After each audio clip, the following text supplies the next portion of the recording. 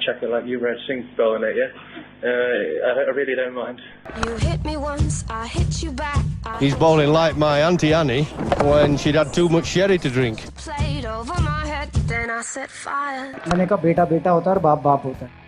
There was a break between when you stopped playing cricket and you started doing commentary. Of course, you were doing these short stints, but formally, the commentary came slightly later. So, was it a conscious decision, or doing commentary, or was it just you took it as it came? So, commentary was never really a realistic option because there was only one language at that time. Saurav Ganguly, Rahul Dravid, VVS Lakshman had just retired. So, and Sunil Gavaskar, Harsha Bhogle, Sanjay Manjrekar, L. Shivaramakrishnan, and three overseas commentators. I mean, where is the chance? There is no way I was getting like a shoe into that commentary box because there were just too many people and quality pedigreed people with current cricketers with 100+ test matches retiring. And all of them presenting themselves as great options to have as commentators. If I was a broadcaster, I would hire them and not me. So it was... why should I actually? Why should I hire Akash who's played 10 test matches and not Rahul Dravid who's played like how much more? And he's wonderful storyteller and he's articulate and he's brilliant. He's erudite. Why would I not go for him? Why not Dada? Dada is one of the finest captains that India has ever seen. And once again, articulate, erudite, same can be said about VVS Lakshman. So it did not cross my mind. It just happened to be like a God's design that Hindi started. Now Hindi started, you're looking at Hindi heartland, the search narrows down to north of India because that's where you find more international cricketers. You want to hire international cricketers. And I had already started writing a lot, appearing on a lot of TV shows. People started realizing maybe yaar baat theek kar leta hai. So then got an opportunity here. And once I got an opportunity, I also knew that I'll have to work very hard at it. True. Because I used to talk very fast. I still do. Right. So that doesn't work. I've got a very shrill voice. Commentary mein shrill voice doesn't work. You should have the bass. And bass, the baritone. Baritone kahan se aayegi? Aayi nahi kabhi. But if you had an option of putting up your feet and paying to listen to an Indian commentator, who would it be? It's a tough one. Hindi, English.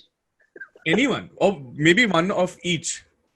Okay. I would love to listen to Ravi Shastri.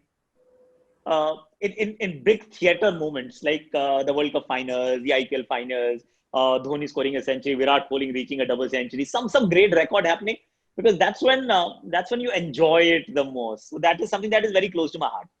Creating theatre. That's why I'm a huge Tony Greig fan.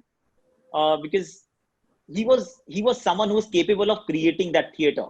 So Desert Storm happened because Sachin was phenomenal, but it also had like Tony Greig had a significant role to play to make it like memorable, etched in our memory because he was who he was. So Ravi Shastri in English and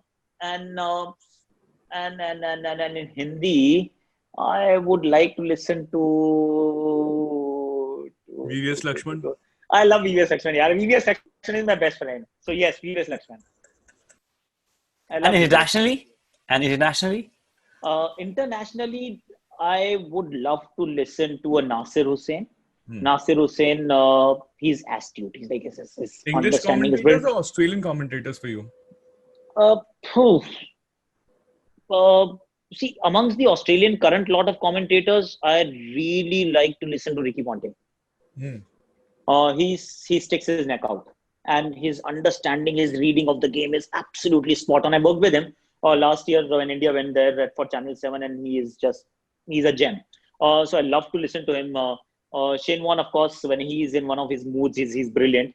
But so Ricky Ponting has still that got novelty because he doesn't do that much of commentary. In English commentators, I'll go with Nasir Hussain. Mention Ricky Ponting, that makes me pretty happy. So your Hindi wineliners are pretty famous on social media and with the audience as well, Akash. Do you prepare them in advance, or are they just you come up with them spontaneously? And either ways, what are your top 3 favorite ones that you use? So anything that becomes popular is never spontaneous, by the way. So that's whoever the key is the key is to deliver the performance. It's a performance. It's a performance where you are prepared, and if you are underprepared, you'll be found out. And I was found out. I remember you didn't ask me this question, but I'm still just going that way. It was in Sri Lanka 2015 when Sangakkara hung up his boots. It was Pisara Oval, second test match for India. I was on commentary with Jonty Rhodes, and Jonty Rhodes put the mic down and said, "Yours, mate." And now yours, mate, is fine, but I was awfully underprepared. I didn't have the words to describe, to do justice to that moment, and I felt terrible. It was only my first or second stint, so it was not as if I was a seasoned commentator. I may still not be one, but I was way underprepared. I just did not prepare enough to do justice to that moment. And after that, I realized that's it. If I were to do this job, I have to prepare myself, prepare for events to happen. And and it may or may not happen in your commentary. That's one. So I do prepare. I prepare. See, wordplay is something that comes naturally because Hindi happens to be my first language. I always think in Hindi. So that really helps. And since we are from Delhi, Yash would once again agree. So wordplay is something that comes naturally to us. But preparing those one-liners, yes, you have to work hard. And like I'll tell you, like, so Virat Kohli was getting to his double century against Sri Lanka, for example. It happened in Nagpur, and I had an inkling that, okay, 180s, 190s, my stint is going to come. This is going to happen in my stint. So now he's scoring a double century. If there is nothing that I can offer to add to the story, then I might as well stay shut, man. I can't just keep saying shabash, well played, bahut badhiya knock. See, bahut badhiya knock, everybody has seen. Now, if I am there, I have to give something which is apt for that point in time. Prepare well in advance so that when it happens, I'm not fumbling. I'm not eating my words. I'm not rushing. I'm not too desperate to just blurt it out. And it has to be very, very spontaneous. It has to come across spontaneously, even though there is preparation. So I remember saying something like, bowling ki sadharan to Kohli ne kiya Virat roop dharan. That's it. And that's it. Dohra shatak. And just moved out. So those things I do work on when I know that, okay, this guy is actually is close to a century or close to a landmark. There is a World Cup final or something. So you do prepare. If you don't prepare, you'll fail. But the second thing is, so since you asked me the three, so one is which became very popular, is like Darshak Bane Fielder and Fielder Darshak.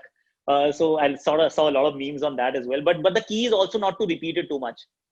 There has to be some amount of novelty. If you keep repeating, then it will become monotonous, and people will actually start. Same people who liked you will start hitting you. And the thing that I did something like consciously was giving players middle names. Those actually they just resonated because one day I think so I called Virat the Run Machine Kohli. So I walked into Wankhede Stadium. There was like a 50 feet long banner, Virat Run Machine Kohli. I was like, wow, okay. So people listen, they like it. They've taken the trouble to create such a huge banner for him.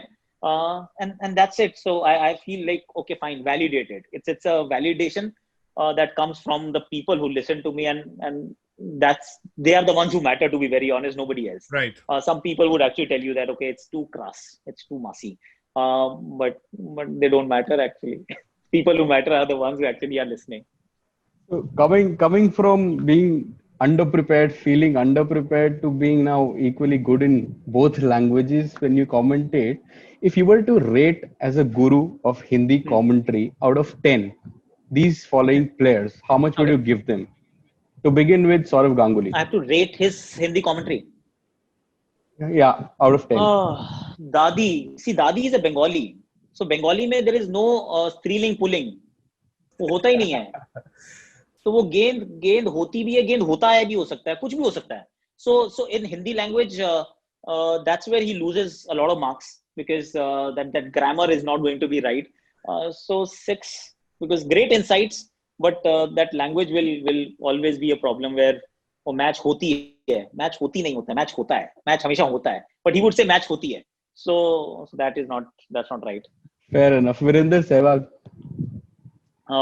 Viru is actually about 8 on 10 year. He's good fun. Exactly. Ashish Nehra in Hindi. Ashu is very good. Ashu is also like 7, 8 on 10. He's very good. I love him. Great. How about Harsha? Harsha in Hindi. Harsha in Hindi, Harsha in English is that all flowery, uninhibited, and just flowing. But I think he holds himself back in Hindi because he thinks in English, then he translates that into Hindi, and he's very conscious to actually not get it wrong. You think Harsha in English is like, that famous Congress politician from Kerala? I'm forgetting his name. Shashi Tharoor? Shashi Tharoor, yeah. Harsha in English like Shashi Tharoor. Or maybe better. No, I like him, yeah. Command over the language, and the words tend to flow from his mouth. It's like, I like him. We all love Hindi him. I'll give him 6. We all love him. How about VVS Lakshman? VVS is my favorite. VVS has obvious shortcomings for a simple reason. He comes from Hyderabad. There's a strong Hyderabadi accent when he talks, but the amount of hard work that he puts in and the kind of lovely guy he is, I'll actually give him 8 on 10. Fair enough. Irfan Pathan, last. But Irfan is good, yeah. Irfan's language is very good. He's taken to commentary like fish to water. So he'll be again 8 on 10. He's good. Okay, so you've played with people like Kohli, Dhawan, Sehwag. Sehwag's retired, but Dhawan and Kohli are still playing. How do they treat you as a former teammate, as a senior cricketer, as a media person, as a commentator? Has the dynamic changed kind of bit? I don't know, yeah, to be honest, because our paths haven't crossed as much. However strange it may sound, but there is a conscious effort, at least from my side, that I've ceased to be friends. I would not go out of my way to actually strike a conversation. If it happens, it's great. We'll exchange pleasantries, and that's about it. But beyond that, if you get deeply involved or invested in a player who you played with, who was once your junior or senior, or whoever, if he's been your teammate, and if you invest yourself emotionally in that person, then you lose objectivity. So that's your first casualty, that you cannot be objective. It's like when Ashish Nehra was playing. So it took me it took me a lot of courage to now criticize him because he's so close to my heart.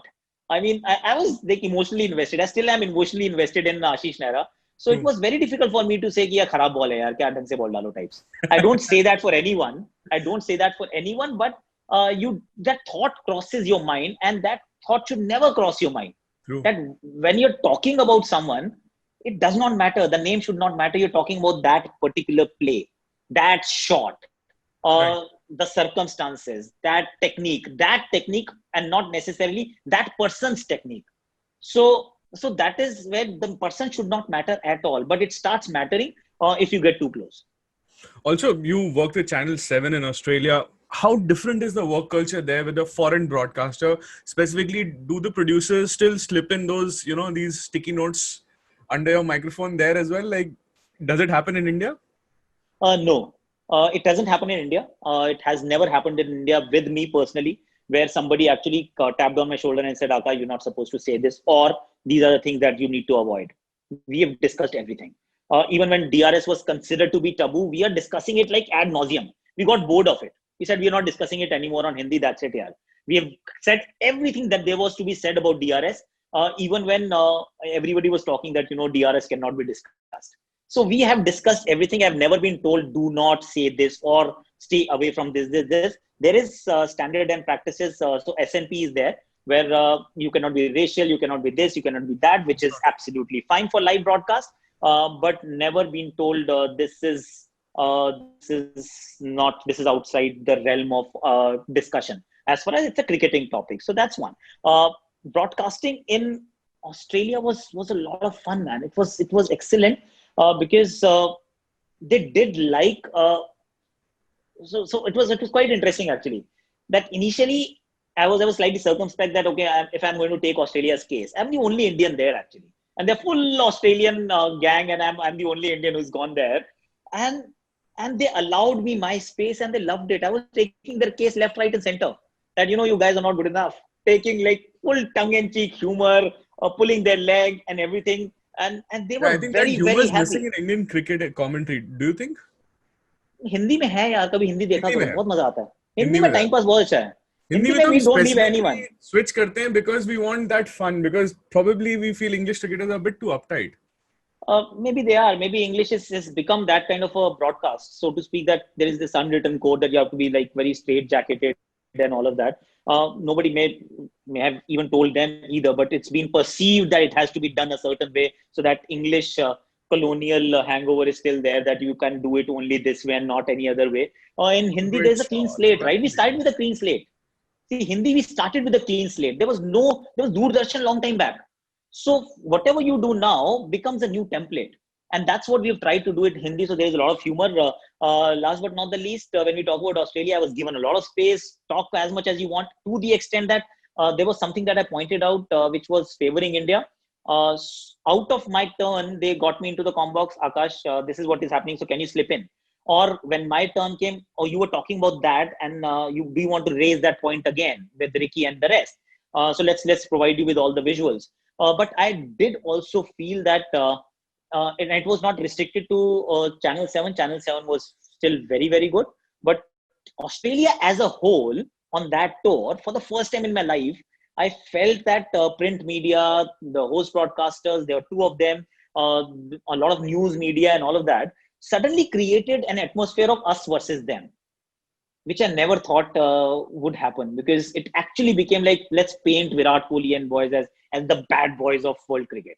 And just did not sit right with me that this is not right. I mean, why are you doing this? Because this is completely out of line. But it did happen.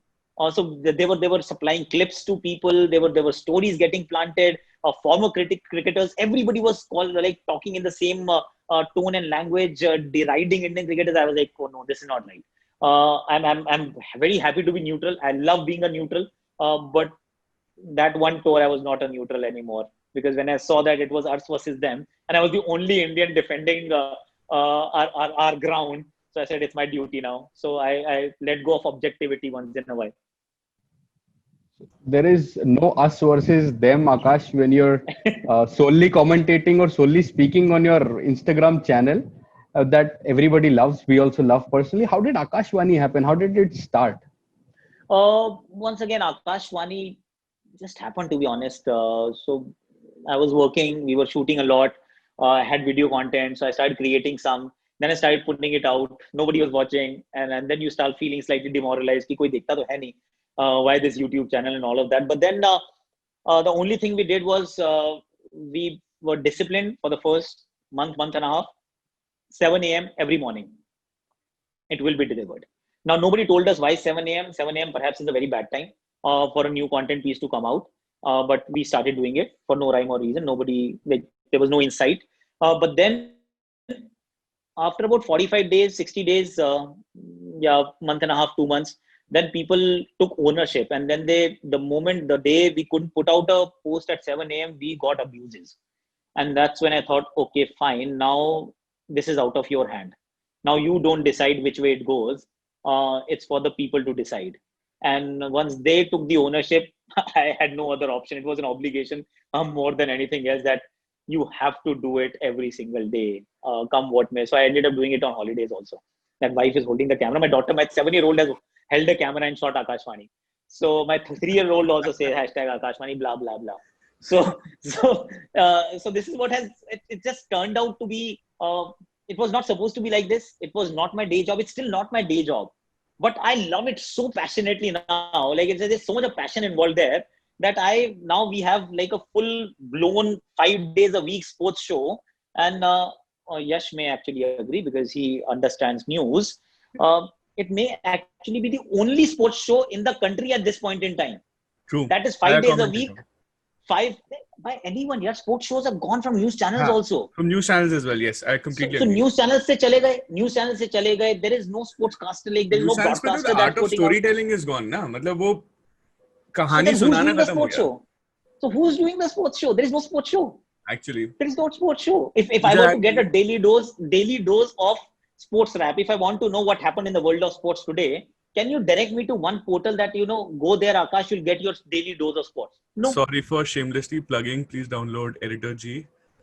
पता था मुझे कुछ ना कुछ तो बोलेंगे जरूर. Okay, so Editor G and Akashvani are the only two places. Thanks, Sandra. Yeah. So for a final segment, Akash, let's take a walk down memory lane and look back at some of your experiences during your playing career. The first thing that comes to mind for me, apart from the Australia tour, is the tour to Pakistan in 2004. Which was, I guess, the first test series since Sachin's debut where India traveled to Pakistan. So, given the stature of this series and the political backdrop to it, etc., was there added pressure for you and the other boys on the tour? Everyone, because touring to Pakistan in itself was very daunting. It was overwhelming. If there was a poll that was held in Australia, because it was just after the tour of Australia, I'm pretty sure the mandate would have been not to go to Pakistan because of the obvious problems, the security concerns and all of that. But then the one-day series happened first and then the test series. And nobody actually told us also that till that series, India had never won a single test match in Pakistan. Let alone a series, we had not won a single test match. We didn't know. We just knew that, okay, we're going there after 18 years. Or a great, chalo, theek hai. Security concerns, but it's okay. And team was doing well. We just drew the series in Australia. We had a great tour of England, so that team was still continuing. And Pakistan, there was pressure for all the non-cricketing reasons, to be very honest, because this was not, like I said, told you that we didn't know that we have never won there, and we won the first test match in Multan, so it was like normal stuff that you go there, you play well, and you win, because we had a good team. And then we lost in Lahore and we won in Rawalpindi. So ended up winning the series, not just the test for the first time, but the series, first ever test series win in Pakistan, obviously. Even though you might want to say it was not the most difficult series, obviously these two series that you played, India and Australia, were obviously not the easiest ones, and then they were foreign tours. And every India and Pakistan game is obviously difficult. Do you think overall, at least in the initial part of the career of a international player, oppositions matter? The tours you go on to. I mean, you did very tough two tours.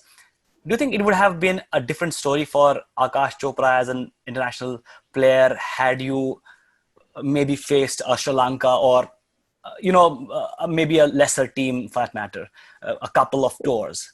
It does matter. It does matter. And I remember Rahul Dravid telling me something after the tour of Australia, that, the amount of time that you're spending on the crease against Australia, if you spend that much against, say, Sri Lanka, Bangladesh, or any other team on the planet, you would have scored a century by now. Because these boundary balls are not coming. When you're playing Australia in Australia, the boundary balls are not coming, and it's not your fault. So it does matter in the end, but hindsight is, of course, perfect vision. So there were two choices, if you ask me now. Play those easy series and maybe make a name for yourself, maybe not, for all we know, or play two series that are historic, and then you become a part of history. And you say, okay, actually you did really well there, and your 40s were very important. So those 40s at times are more important than 140 elsewhere. But then I think it does matter. It does matter when you get an opportunity, who you get against, and what happens in your initial tours pretty much defines your career, so to speak. In a country like India, where, of course, there is just a lot of competition for batting spots. Thank you for that Australia series. I would say I personally was, I should, express my gratitude for your service there. It was really very good. Thank you so much, brother. Thanks a lot. Viru was hitting. I was just defending. No, but your contribution, it was invaluable. But last question, Akash. Last question. Pakka last question. Okay. Which ground do you think, which association or which ground do you think serves the best food in India? Or best hospitality? Best hospitality. The food. Food is an important aspect. So I'll go to Mohali, actually. Either Mohali or Dharamshala. In the world? नहीं, India की बात की ना? India. Oh, okay. वैसे in world the में भी ले world? लो, अरे वर्ल्ड में भी ले लो, it's okay. Everywhere else you get those like the menu that has been given to you. It's vegetarian आदमी के लिए क्या मिलता है यार? Not much. Especially if you're from North India, so you would love. Yeah, Australia, England, they don't know what to do with food. Yeah, so their vegetable curry is like you would never eat, but and it's like a small portion with a little bit of boiled rice, steamed rice, and then some salad somewhere. No, they don't know. Food means India, and Indian food. You're looking at either Mohali or Dharamshala. Both places you'll get great food. Actually, Kanpur is brilliant. A lot of people wouldn't have gone there. Green Park doesn't host a lot of games, but the food there is.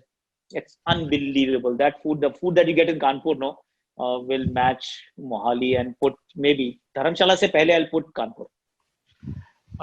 So Akash, from the best food, is this the best podcast you have been on, which is by the fans for the fans? Without doubt. The best ever. Thank you. Thank you. Thank you so much, Akash. Thank you so much. Thanks a lot, guys. Thanks so much. I check it like you read Sing spelling it, yeah? I really don't mind. You hit me once, I hit you back. He's bowling like my Auntie Annie when she'd had too much sherry to drink. Played over my head, then I set fire. मैंने कहा बेटा बेटा होता है और बाप बाप होता है.